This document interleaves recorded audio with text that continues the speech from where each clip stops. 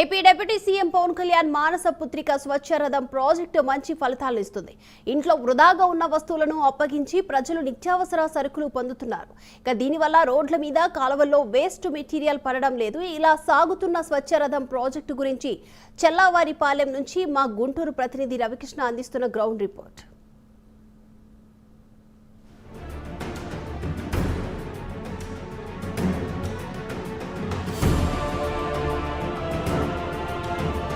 గ్రామాల పరిశుభ్రతే ఏకైక లక్ష్యంగా స్వచ్ఛరథం పైలట్ ప్రాజెక్టును పంచాయతీ శాఖ చేపట్టింది. గుంటూరు జిల్లాలో లాల్పురం నుంచి స్వచ్ఛరథం పైలట్ ప్రాజెక్టును ప్రారంభించారు. ఇంట్లో ఉండే వ్యర్థాలను స్వచ్ఛరథం వద్దకు తెస్తే తూకం వేసి ధర నిర్ణయిస్తారు. ఆ విలువకు సమానమైన సరుకులు ఇస్తారు.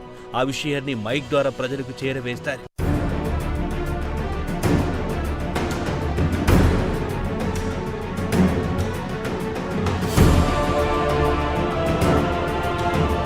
గ్రామాలలో 90% పారిశుద్ధ్యం అధ్వానంగా ఉండడానికి కారణం మురుగు కాలువలో ప్లాస్టిక్ బాటిల్స్, అట్టపెట్టెలు, ఇనుప వస్తువులు అడ్డుపడడమే అని అధికారులు గుర్తించారు. పంచాయతీ శాఖ మంత్రిగా డిప్యూటీ సీఎం పవన్ కళ్యాణ్ బాధ్యతలు తీసుకున్న తర్వాత గ్రామాల పరిశుభ్రతకు అధిక ప్రాధాన్యమిస్తున్నారు.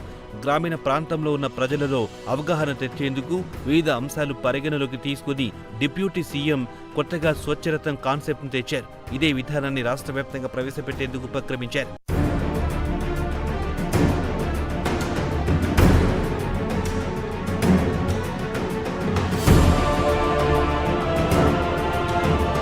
అయితే పైలట్ ప్రాజెక్టు చేపట్టి దాని ద్వారా వచ్చే ఫలితాల ఆధారంగా దీనిని మరింత మెరుగుగా అమలు చేసేందుకు రాష్ట్ర ప్రభుత్వం సిద్ధమైంది. గత 10 రోజుల నుంచి పైలట్ ప్రాజెక్టు నడుస్తున్న గ్రామాలలో ఫలితాలను అధికారులు అధ్యయనం చేస్తున్నారు.